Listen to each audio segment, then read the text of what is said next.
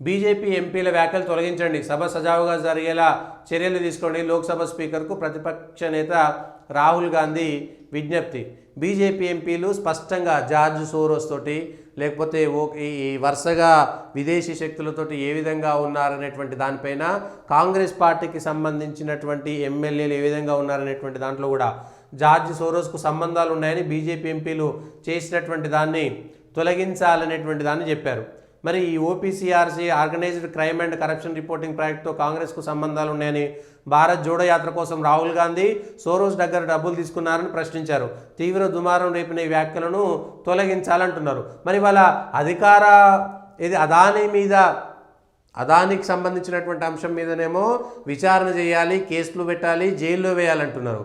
కానీ రాహుల్ గాంధీకి ఈ సంబంధాలు ఉన్నాయి, జార్జ్ సోరోస్ తోటి లేకపోతే ఓసీసీఆర్పీతో సంబంధాలు ఉన్నాయని, విదేశీ శక్తులతో బ్రిటిష్కి సంబంధించినటువంటి పౌరసత్వం ఉందనేటువంటి అంశంలో మాత్రం కేసులు వేయొద్దు, చర్చలు జరగొద్దట. ఉండాలి కదా, రెండు నాలుకల ధోరణి ఉండదు కదా. నిజంగా అదానీ మీద కేసు నడవాలి, కేసు వేయాలని డిమాండ్ చేసేటువంటి కాంగ్రెస్ పార్టీ ప్రతిపక్ష నాయకుడు రాహుల్ గాంధీ గారు నా మీద వచ్చినటువంటి ఆరోపణలు కూడా కేసు పెట్టండి, విచారణ చేయండి అని ఎందుకంటలేరు? దాన్ని తొలగించాలని ఎందుకు చెప్తున్నారు? అదానికి సంబంధించింది ఎవడో అమెరికా గొట్టంగాడు అనేటోడు ఏదో కేసు పెడితే మనకేం సంబంధం? ఇండియన్బర్గ్ అనేటువంటిది ఎవడో గొట్టంగాడు నివేదిక ఇస్తే మనకేం సంబంధం? విదేశీ శక్తులు భారతదేశం మీద కుట్ర పని ఇక్కడ ఆర్థికంగా భారతదేశాన్ని కుంగదీసేటువంటి పరిస్థితి తీసుకొస్తుంది. నువ్వు అమెరికాను నమ్ముతున్నావు కానీ మరి భారతదేశ ఎంపీలే చెప్తున్నారు నీకు ఆ శక్తులతోటి సంబంధం ఉంది అని.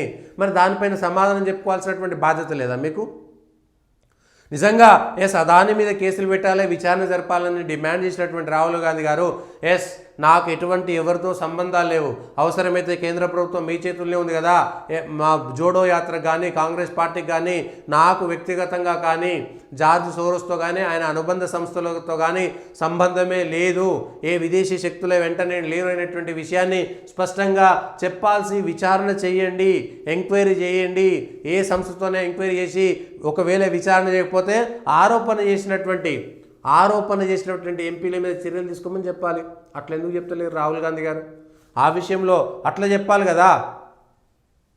నెహ్రూ గాంధీ కుటుంబం జార్జ్ సోరోస్ మధ్య బంధం ఈనాటిది కాదని, ఎన్నో ఏళ్ల అనుబంధం అని ఎక్స్లో పోస్ట్ చేసింది. జార్జ్ సోరోస్ మాదిరిగానే హంగేరీకి చెందిన పూరీ నెహ్రూ జవహర్లాల్ నెహ్రూ కుటుంబానికి చెందిన బీకే నెహ్రూ వివాహం చేసుకున్నారని, తద్వారా పూరీ నెహ్రూకు రాహుల్ గాంధీతో చుట్టరికం ఉందని బీజేపీ పేర్కొంది.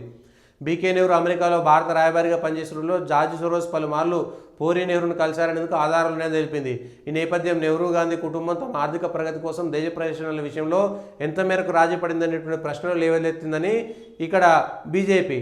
అసలు ఈ విషయంపైన బీజేపీ కూడా క్లియర్గా ఇన్ని రోజుల పాటు ఎందుకు చేస్తుంది, ఎందుకు వాడుకుంటున్నారు? రాహుల్ గాంధీకి ద్వంద్వ పౌరసత్వం ఉంటే ఎందుకు బయట పెడతలేరు? బ్రిటన్కు సంబంధించినటువంటి పౌరసత్వం ఉంటే ఎందుకు బయట పెడతలేరు?